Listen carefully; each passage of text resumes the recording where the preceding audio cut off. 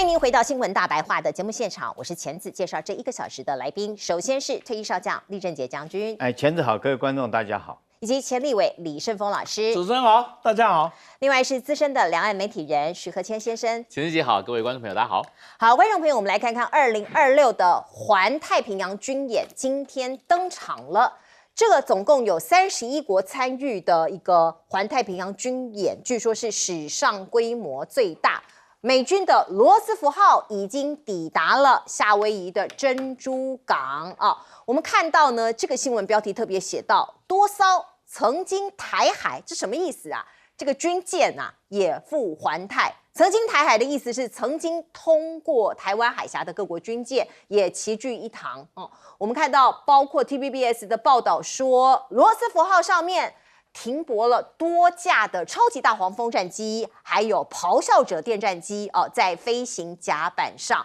那当然，这是一个非常大的军演，在这个美国的指挥官的一个致辞之下他说，让大家看看我们美国的军队呀，没有受到中东战事的影响，我们的兵力跟往年一样的雄壮，一样的威武。很不幸的，我们今年台湾还是没有被邀请，因为去年的时候有国会议员讲今年我们可以参加，可是并没有那另外我们看到美日强化第一岛链的防御中国大陆发声了，他批评，他说这是新军国主义。包括我们来这个检视一下今年的这个上半年1月底在北海道举行的北风26演习，2月底到3月之间的铁拳26军演那6月20号坚定之龙演习我们都可以看到，包括主轴反夺岛、反舰、反登陆像是这样子的一个演习，针对性非常的明显针对中国大陆，针对俄罗斯。关岛不再安全了吗？我们从另外一个角度来看看中国的东风26飞弹说是因为它的武力越来越强，所以使得美国的海军陆战队把战争储备转移到澳洲腹地。这个我记得1-2个礼拜之前我们就报道过这样的一个新闻所以第一岛链失守了吗？另外呢，美国的海军被迫将黄蜂级的2栖攻击舰改装成轻型的航空母舰。它的这个针对性也非常的强说是因为解放军在距离海岸线2000到3000公里的范围之内进行中程对抗，所以他们要做这样的改装变成轻型的航空母舰。那它上头可以搭载16到20架的 F-35B 战斗机外形酷似轻型航空母舰，这是美国五角大厦它新的一个战术叫做闪电航空母舰，更轻巧，更有机动性。那另外呢，因为美国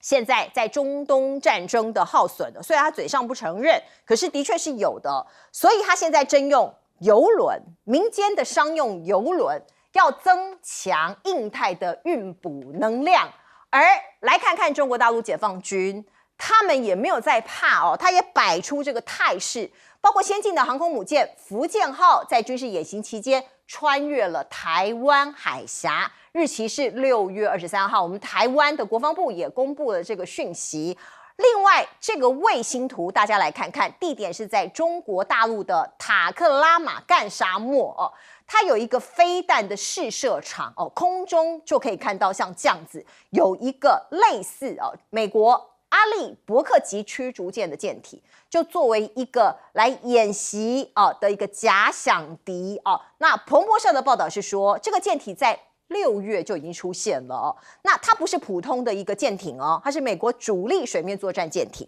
所以呢，这个就是一个我们看到对岸在做那样子的一个准备跟模拟。央视 CCTV 最近公开了东风17的发射全程。我们看到东风17最明显的短板是射程作为一款中近程高超音速的武器，它打击范围主要是在第一岛链这个地方。那另外东风27解决了射程短板，打击范围是在第2岛链你看到东西2大强权他们的态势此刻是这样的。来，先请教李胜峰老师。是这个环太演习已经蛮久了，开始的时候是针对俄罗斯针对了当时的苏联，那苏联解职了之后呢，还是继续的玩下去。这个呢，我们来看看它的象征意义大于它的实质意义啊。这30国你把它拆开，名叫环太啊，事实上在太平洋的国家，真正环太的并不多啊。在亚洲来看呢，大概就日本、韩国、澳洲、菲律宾、新加坡，然后呢，在另外一个部分呢，就中南美的秘鲁啊，还哪一个就大概就这样子，其他都是远从欧洲来的盟友。那这30个合在一起要做什么事呢？这一次岛很精彩，要炸2艘船，两艘美国淘汰的船，一艘呢是驱逐舰，一艘呢是2栖攻击舰啊，这炸给你看不过大家总要玩一下，我看法就是实质意义啦。各位想一想，真的有一天中美发生战争，美国真的能动员这30个国家组成联合舰队去跟中国干一场吗？我想这是很现实的，所以看看啦，就是美国总是要秀秀肌肉，告诉盟邦说我是不错的。不过这一次他也有一件事情做的是蛮不错，在我的看法里，他把这个指挥权舰队这一次的指挥权是交给韩国一个韩国少将，这个岛少有啊，这个岛少有，这个美国愿意这样做，我给予高度肯定啊，至少他承认了东方人还是有能力可以来指挥大兵团的作战。那其他各位就把它当做一个新闻看看就算了。倒是有几件事情值得注意的是，美日在这个整个日本的这个演习，这个才是一个我们要关注的焦点。因为演习总是有假想目标嘛，我想李将军应该会很清楚，没有假想目标的。那简其的假想目标这一次是针对冲绳被占领要夺岛，那这个很严重了，这个很严重。到现在为止，我所看的资料，跟我到现在我所阅读过的资料，我从来没有看过中国大陆在台海也罢，在东海也罢发生战争的时候，有一种要登陆日本本土的这一种战争规划。那私下的规划我们不晓得，至少我现在能读得到、看得到的这样，我好像都没有看过。那没有看过的时候，你假设是以这个什么冲绳夺岛的防卫战，那么这个等等，你在暗示的什么呢？这个东西是蛮严肃的问题。假如他今天的演习项目是台海冲突、美日的介入这个可能的几率可能还有，可是敢不敢？不敢。因为这个呢，东海的这个台海问题，然后美日介入这一个来作为演习标的的话，那的这个我看就会很精彩了。所以事实上，我还是老话一句，日本必须重新思考它在亚洲的战略地位，尤其当美国逐渐要撤出，然后中国大陆在第一岛链已经拥有绝对的实力，更重要的还拥有了战略主动权的时候，日本要思考怎么在亚洲扮演什么角色，跟中国怎么来相处。这个时候，日本所有想到要跟中国对抗的任何的思维，将来我认为他要付出的代价是够高的，是够大的。这个是日本一定要面对好好思考的。那至于呢，美国现在呢，把这个2栖攻击舰变成轻型航母，这个也不是新鲜消息。日本的加贺号它就是有2栖登陆攻击舰，然后呢加上了这个垂直起降的战斗机是 F-35成为轻型的航母。那也别忘了，中国大陆也把076加上了电子弹射了。那这电子弹射除了重型的这一个无人机可以起飞之外，更重要的是它的歼35也应该列为可以起飞。所以在这个部分，好像老中的步伐走得比老共老中的步伐走得比这个老美还快了一点是。那至于把邮轮改装成为美军的这个什么这个补给的话，这个我不知道，这个信息是他拿来只做补充呢，或者要做暂时的补给船。这个邮轮是最没有防卫力的火药库是它完全没有防卫力。对，邮轮讲个难听一点呢，就是一个油库加个引擎让它走而已。所以邮轮台湾早在30年前，我们就可以做10几万吨的大邮轮了。所以邮轮大概是所有的造船技术里面呢算最低的，因为它只要把这个原油载到就是了。所以这个时候去把它改装作为它的补充的作为，在我的看法里，是不是适当我不晓得，尤其在战争里，那绝对是一个怎么样子，一个充足的一个火药库啊。所以我想这个才是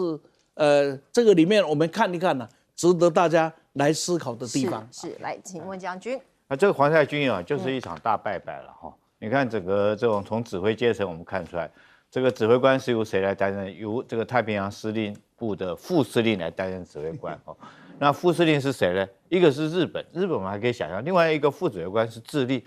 智利有海军吗？我实在是很怀疑哈。那海上指挥官是这个由南韩指挥官，空军指挥官是加拿大哈。你就看得出来是临时，只是为了政治这个分配来讲的话，把大家凑在一起。你知道海军如果说海军打仗的话，我觉得就像是以这个球类比赛，其实它蛮像足球比赛哈。所以军种球里面，海军打的是足球哈，我们陆军打的是橄榄球，讲究是这个勇猛顽强、冲锋陷阵。空军打的什么是篮球哈，讲究个人的比赛。那我们就以篮球来比赛，这是环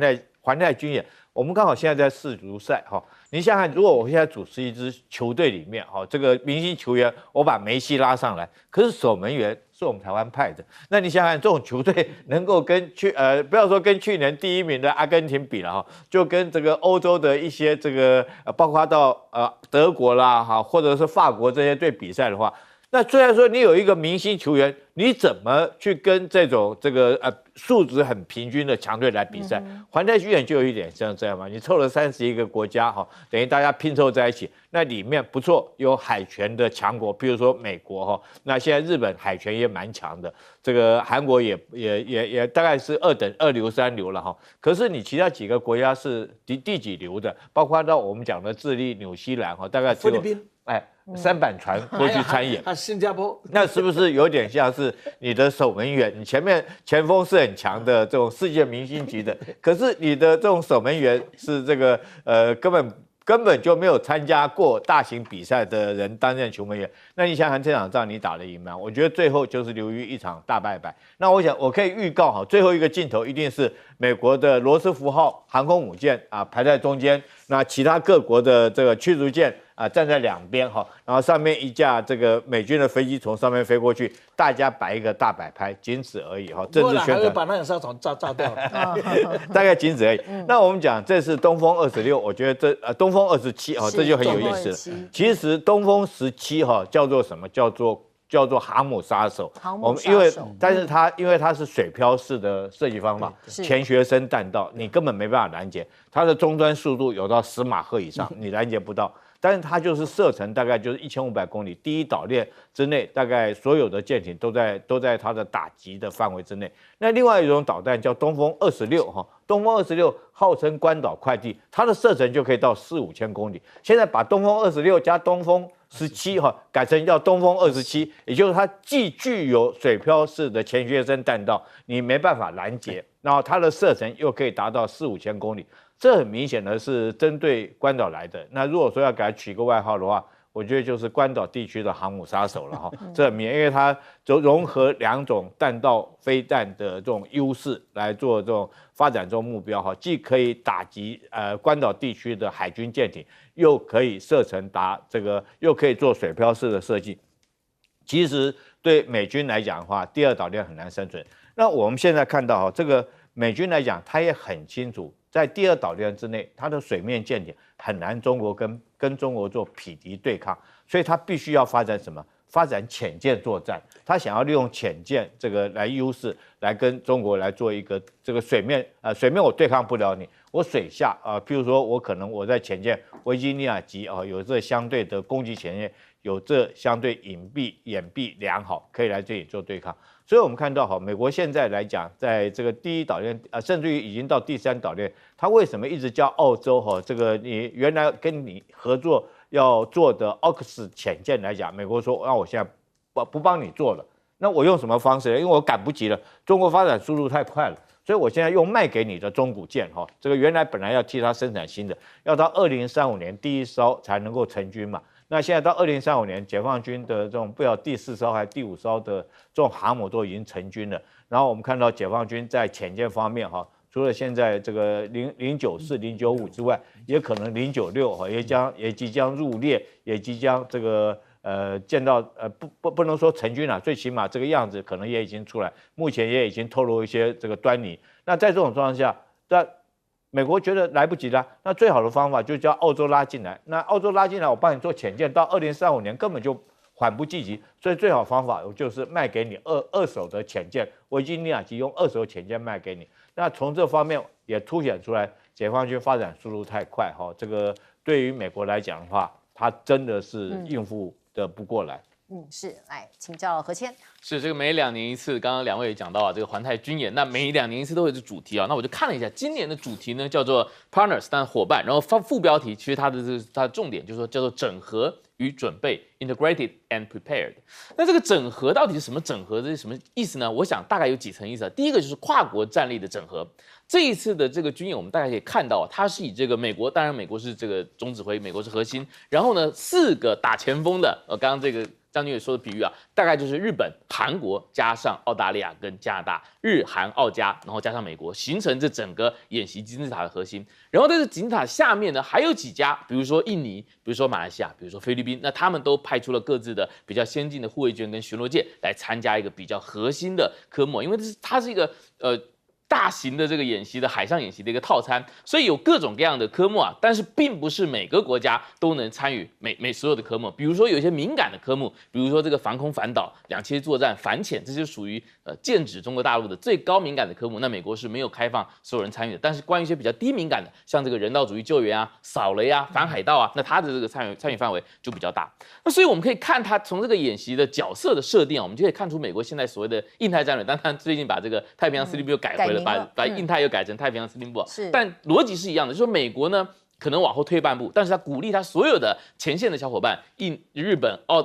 韩国，然后到澳大利亚、菲律宾等等，你们往前站一步，然后形成一个对于中国大陆也好，对于朝鲜或俄罗斯也好的一个加重的这个威慑态势。那第二个，刚刚盛峰副主席也讲到啊，就是说他这一次破天荒的让韩国的海军少将金仁浩将军呢来担任海上力量这个指挥官。那其实我也觉得这个也蛮妙的，因为大家也知道韩国的现任总统是李在明嘛。那李在明他作为一个左翼出身的总统，他其实是不希望跟前任的尹锡悦一样，完全跟美日绑定，然后去抗中抗俄。他希望走的是一个比较平衡的南北逢源，他跟北边的金正恩也维持可控的关系，但是呢，也没有放弃以韩美同盟为基石的整个韩国的战略，同时要跟中国大陆搞好经济的关系，并且防止大陆过度的偏袒北韩。这是李在明他作为一个文人总统想要去掌握的一个平衡性的一个外交或国家战略。但是与此同时呢，那当然我们知道日本现在是这个高市早苗执政嘛，高市早苗当然是一面倒的跟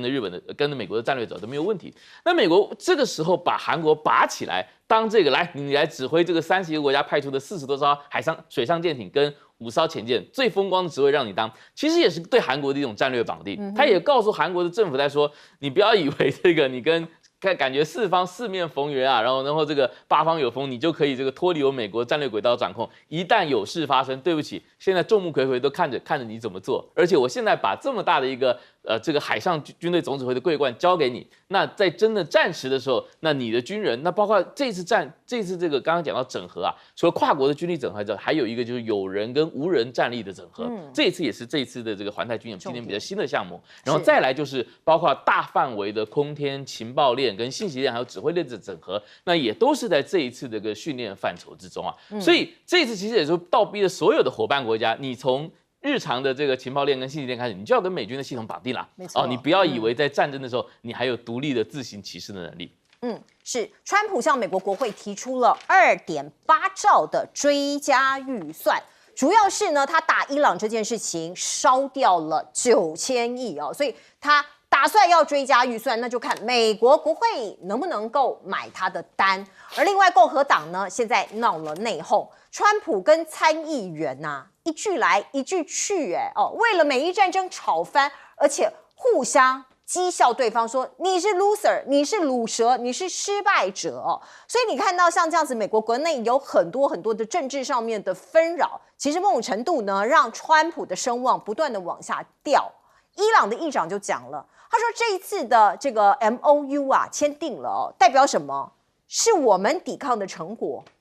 代表美国战败了所以才会有这个备忘录嘛，才会有这个 MOU 的签订，否则我们早就被美国给拿下来了。而另外北约呢，北约现在夹着尾巴去跟美国示好吗？我们来看看这一场会面，这是吕特秘书长，他自备道具，奉承川普他说：“哎呀，我们在这个任内这个他在任内的时候呢，国防开支有依照你川普的指示大幅的升高增加很多你看他手上有这样子的一个图，就像我们在念图卡一样他说这是川普亿万美元图表，我们欧洲、加拿大的国防支出都有增加，而且总额已经超过1.2万亿美元了。那川普买不买单呢？我们现在看吕特还说了一件事，他说你在打伊朗的时候，我们北约有挺你我们有帮你他举一个例子，这个例子可能举错了他对方不买单。他说意大利他放飞了500架的美国军机我们意大利，我们北约的成员国有把他的空军基地借给你可是意大利的国防部部长他就这个打脸他了，他说没有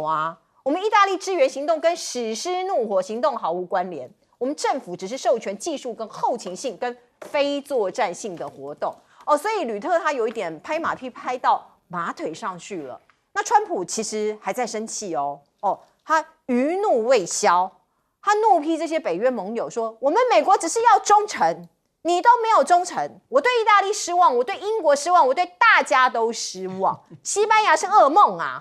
我们不需要北约成员国的钱，我要的是忠诚。你们对我不忠诚。”那另外我们看到美国内部我刚刚讲的民意啦，各个民调方方面面都有一些崩解的一个状况。那川普在做什么？他上任到现在已经有20位的高阶将领被清洗了。最新的消息是美国陆军欧菲司令突然被下台所以其实非常强度的一个将领的更迭也很奇特。那五角大厦呢？现在说我要向洛马还有雷神协议增产萨德跟战俘，因为耗损太大了在美伊战争中消耗大量的美军库存，所以川普正扩大军武跟弹药生产。这是白宫第2次召集主要美国国防企业高层的举办的一个会议，包括钱啦、授权啦、合约啦，都在谈判的相关的议程当中。那另外我们看到洛克希德公司最新消息是推出低成本的高超音速滑翔飞弹，说是长这样那他4月的时候呢，已经宣布计划放弃未来采购洛克希德马丁公司的远程高超音速的滑翔体所以这个可能在军事上面呢有很多的 mega。来请教盛峰老师。美国经过这一次美伊战争之后，他一定会充分的检讨他从波湾战争以来认为领导世界的整个的作战体系跟武器设备，因为波湾战争让他打的实在是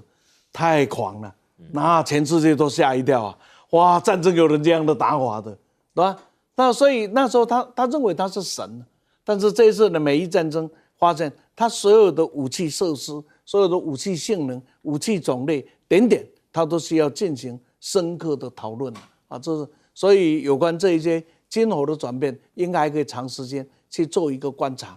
那第二个呢，这个有特的人就是那个卡西迪这个卡西迪他已经没什么输的了，因为他这一次提名就是被川普恶搞下来的，所以他已经不能选了。那不能选，他已经没什么输了，他得罪川普，得罪川普，他真的有一天要违纪，或者是这个呢，在美国是没有违纪的。我说以独立的人的身份，或者呢，我呢加入民主党那不管他用哪一个身份，都是要跟川普对干的嘛。所以这一次呢，在议会给你的对干，只不过把一个会发生的事情，然后比较穿西装打领带的炒给你看而已。那至于川普是他自己必须要明白，他已经在世界的不是信用，他已经在世界展现他是一个没落的国家的总统了。我们举个例子，在这一次 G7 的会议里面，他跟2个女生吵架嘛。第一个是高市早苗，虽然到现在为止没有正式的公开承认，但是西方的媒体，包括日本的媒体，都认为，因为川普要去贺锦丽要去提那个珍珠港，上次提珍珠港已经让高市早苗那个脸垮得很难看，但是又不能反击，回到日本被骂死了，所以这一次他必须要反击。这是一个他的铁粉呢，这些里面最铁粉的就是高市早苗，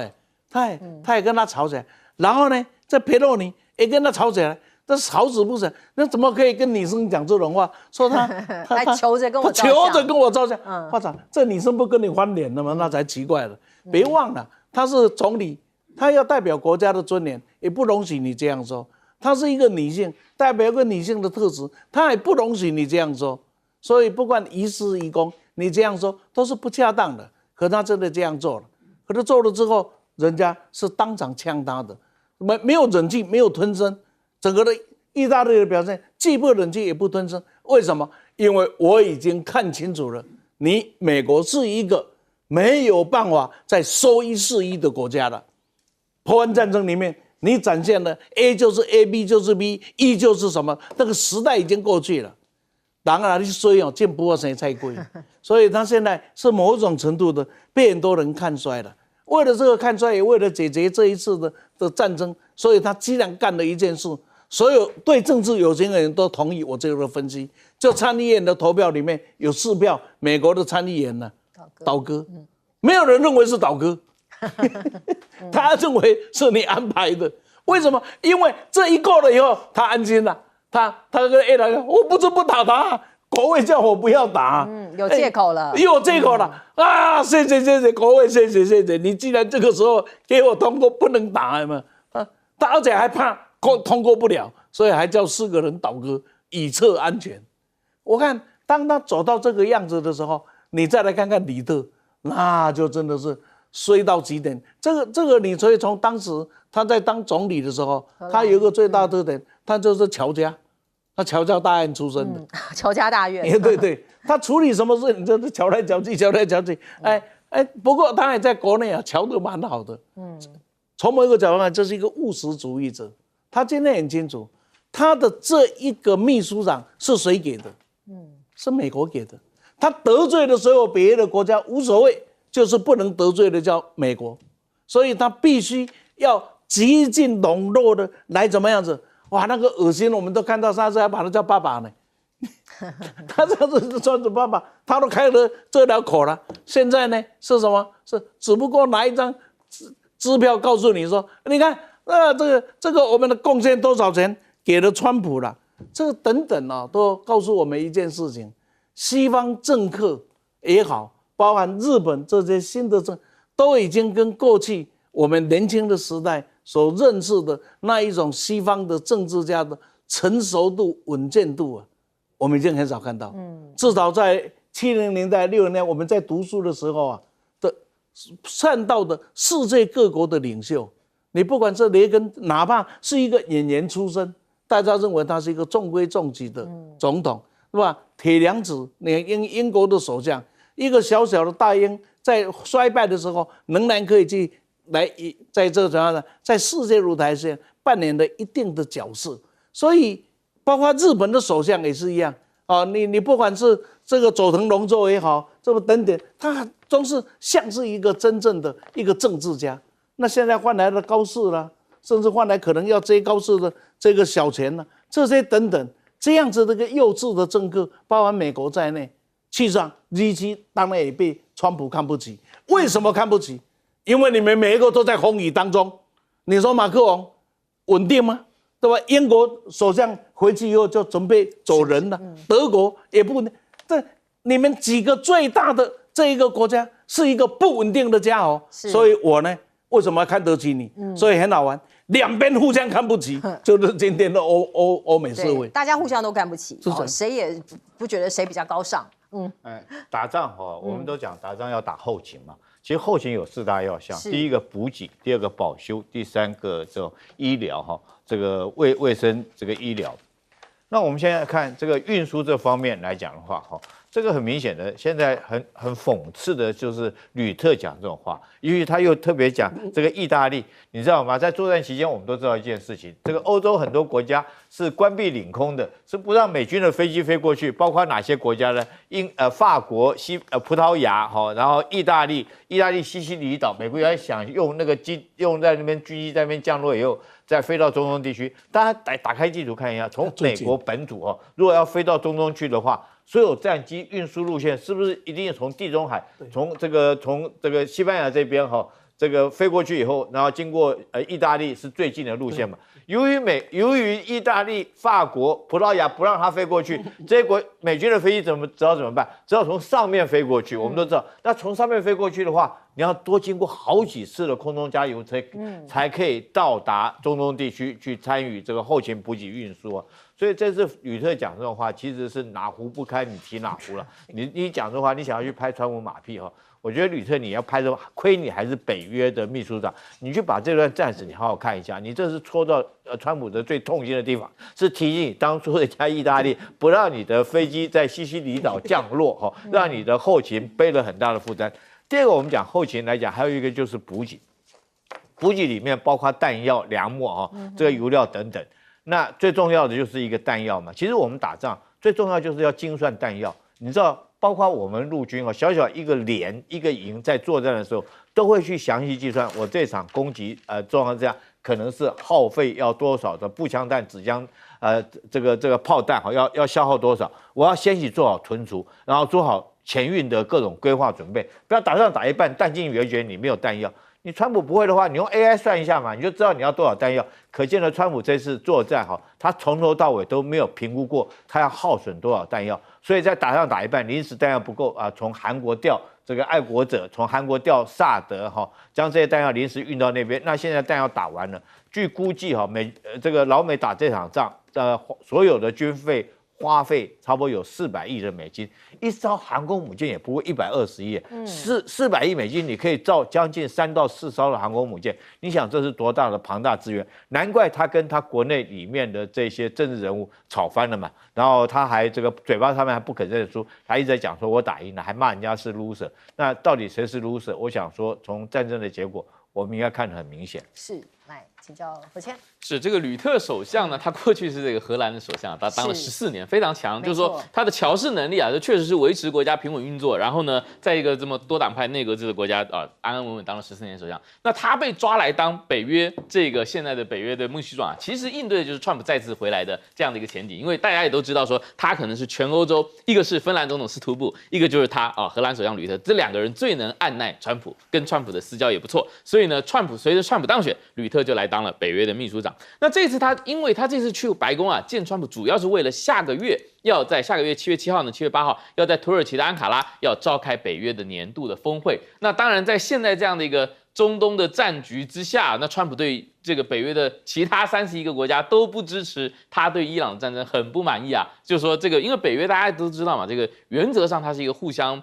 安全、集体安全的保证的同盟。那一个国家入侵，其他所有国家要一起帮，但是他并没有约定说一个国家去攻打别人之后，其他国家要一起上。这也就是为什么所有的欧洲国家，大家一方面这一场战争。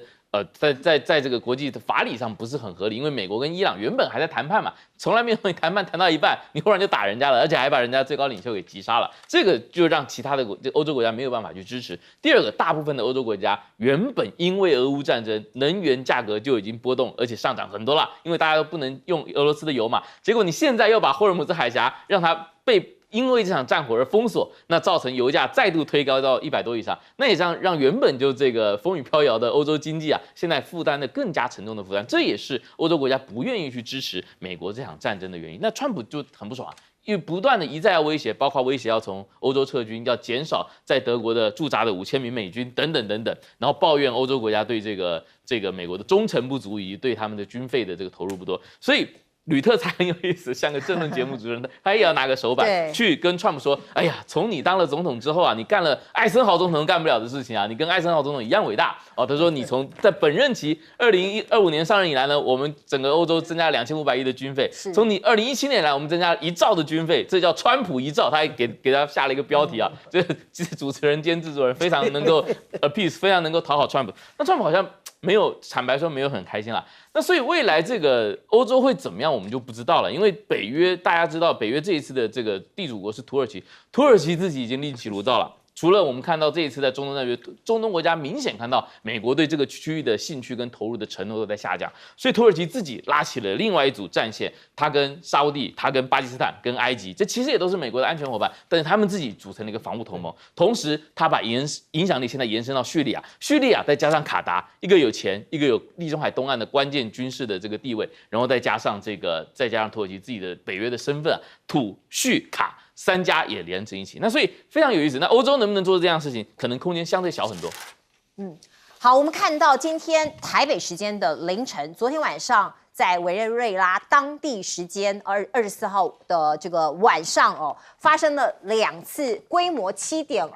跟7.5的双子强震。透过画面您可以看到呢，包括它的首都卡拉卡斯多栋大楼应声倒塌那因为这个强震来得非常的猛烈，40秒之内2次的强震，所以外界认为有可能会酿成超过10万人死亡。那当然现在呢各个的搜救队正在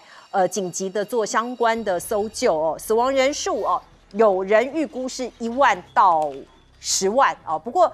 正确的数字，因为现在太多地方有灾情，太多地方有人受困，所以我们当然希望所有的伤者都可以被医治，所有的这个死亡还有这个伤亡都可以往下降。不过我们必须讲，委内瑞拉这个国家真的是非常的辛苦因为大家知道美国前一阵子才把他的这个领导人给拘捕了那个时候是一个闪电的行动，川普因此非常非常的得意那现在又有天灾发生了，你看到他现在呢，机场已经严重的被破坏了，所有地铁火车系统全部暂停营运，整个国家进入了紧急状态。川普现在发话了，他说我们也可以提供协助我们也有能力做到我会指示所有相关的机构做好准备，展开救援的行动。只是这一场对伪国的一个闪电的斩首的行动川普自己大言不惭的说，我得到28倍。伪国是一个产油国家，可是它多灾多难。过去我们看到它的通膨非常的严重，我们可以看到它的外债、它的债务压垮了整个国家所有人我们现在看到它被披露出来的债务是2400亿美元成为全球规模最大的债务重组。那另外我们看到它欠中国100亿到200亿美元，不过呢过去是用石油来还用石油来代替这些债务。那现在呢据说啦，伪国已经停止偿还这些债务了。那另外我们看到中国大陆对中南美洲，尤其是我们看到这些国家，它是紧紧的拉住它包括川普前一阵子不是不断的暗示他说对伊朗我做了一些事情，我对伪国我做了一些事情，另外还有一些国家我有可能会动手会有军事行动外界会认为说古巴可能有危险了。包括你看到前一阵子他在伪国的外海，像是加勒比海，不是有一个以扫毒为名的打击行动吗？那个时候其实我们看到很多影片的释出美军轰炸某一艘船，那美国人都说这是贩毒船这是加勒比海上面的毒贩，我们把它给歼灭。可是你没有证据，我们根本不知道你杀了谁，你摧毁了谁因为美国到现在都没有证明拿出这个可以让大家信服的证据来证明他攻击的目标就是毒贩或者是毒枭所以这也变成了一个问号跟无头的公案。那另外我刚刚提到的古巴，美国也是制裁它非常久，那现在呢是制裁它的矿业那古巴的外长就说了，这是犯罪行为你这样子莫名其妙来搞我，这是犯罪行为不过美国已经宣布了对古巴企业实施新一轮的制裁，限制古巴政府的资金支柱并且这个矿业的领域它把它给封锁住了那我们也可以看到，包括现在我刚刚提到了中国拉紧这个拉美的友邦包括驻美大使谢峰此刻他出席了 OAS 的年会，这是一个各国常驻美洲的一个会员国的一个年会。他讲到了过去现在未来，中国永远是拉美和加勒比海国家的好朋友、好伙伴。李老师，是我一直到现在为止，我百思不解，我只能说这是霸权的另外一个定义。古巴对美国而言，只是一个不听话、跟美国不同调的古巴，对美国没有任何国家安全的威胁。可是为什么对这样的国家实施了几十年的禁运，实施了几十年的封锁？封锁的结果不是卡斯楚的政权呢，封锁的结果是古巴人民的受苦受难呢。你有本事再把它推翻一半吧，你有没有本事推翻它？那没有本事就这样折磨，只是他犯了什么错？就是因为跟你不同调，不是因为威胁。假如如此就可以行使霸权的抵制，世界上还有什么公理可言？年纪越大，对美国越不喜欢了。大概这一些都是一个例子。那再过来看，一个总统打了一个国家，把人家领袖抓走，然后可以大言不惭的跟人家说：“你看我打这场战争赚了28倍。”我大概好像我也没有听过哪一个侵略者这样讲过的。不要说就哪一场战争，有一个人说我赢了，我只花了40分钟，我打了赢了18。我真的匪夷所思。经历过2次的大地震，一次是我小的时候4年级，在台南东山，在白河叫做118大地震，118大地震，那个时候很惨，整个学校全部夷为平地。好，那另外就是911大地震，我们也感受过。我的经验里面，地震是这样子，第一波是最强，那第二来就慢慢的移震。这一个，假如我的资料没看错的话，它第一波7.到第二波7.5啊，这是很可怕的。2个都很强，不是很强，不会递增一般是递减。对，一震递减，是它是第二震，那不是一震了，那是一个在强化的，也是一个主震。这个是很可怕的，因为7.2以后大概快崩的那个，在7.5啊。就倒了，非垮不可，受伤了，所以死亡多少不晓得。现在是看美国一个泰国，你说因为你打了这个国家，就赚了28倍了。现在这个国家就在你的旁边，你是当拉丁美洲的老大自居，你当拉丁美洲的 boss， 在这个的时候，那面对委内瑞拉，你应该做什么？他的讲法说也可以，不是讲也可以啊，这个时候承担委内瑞拉的苦难了，是我们美国的责任了，应该是，这才像是一个大哥嘛。对，你那个简直是像痞子哇塞。是没错，我们进一下广告。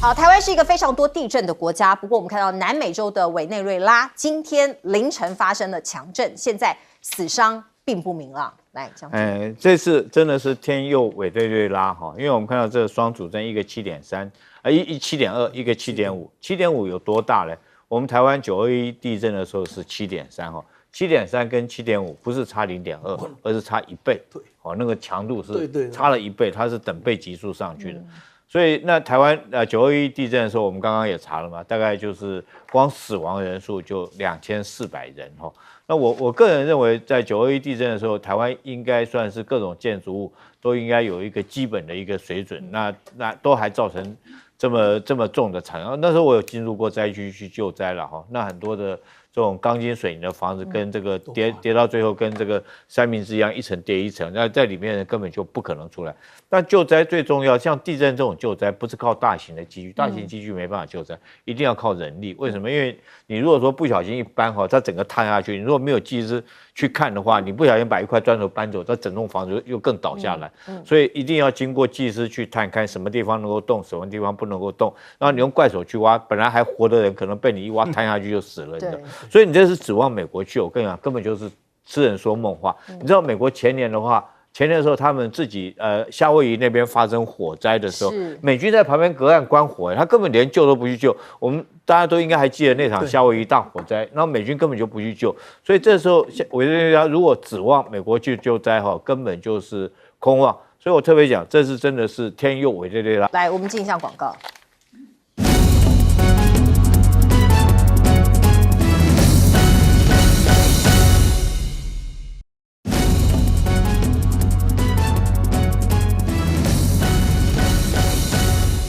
时间交给何谦。是委内瑞拉这个双主政呢，发生在当地时间昨天晚上6月24号晚上的6点多啊，6点4分。那其正是晚高峰，大家吃饭啊、回家下班的时候。那我们从现在国际媒体报回来的画面可以看到，确实光是在首都加拉加斯就有很多的大楼是直接整楼坍塌。连他们的首都的国际机场的主楼也受到了危害。虽然现在在该国的总统报出来的目前的死伤数字目前是32死700多伤，但是其实远远可能不止，因为除了首都之外，它的震央大概在首都以西168公里处啊。那美国国家地质局它做的一个从震级震度的推测是有17%的可能会有10万人丧生，那有41%的可能就是比较高的几率是也有至少会有1万人的伤生。那这一次它这发生的时间点呢，发生在马杜罗这个政权被美国强掳，然后政权被迫改组之后。当然啦，从幸运打个引号啊，从幸运的一点来看，就是说至少到目前为止，美国作为实质上控制这个委内瑞拉这个国家的一个地区的霸主，它有道德跟行政上的一些责任啊。毕竟你把人家的石油油源都掳去了嘛。现在按照美国跟委内瑞拉的最新的协议是，委内瑞拉的石油出口虽然解禁了，但是你卖石油的收入不能直接给委内瑞拉政府，要先汇到一个美国财政部指定的账户，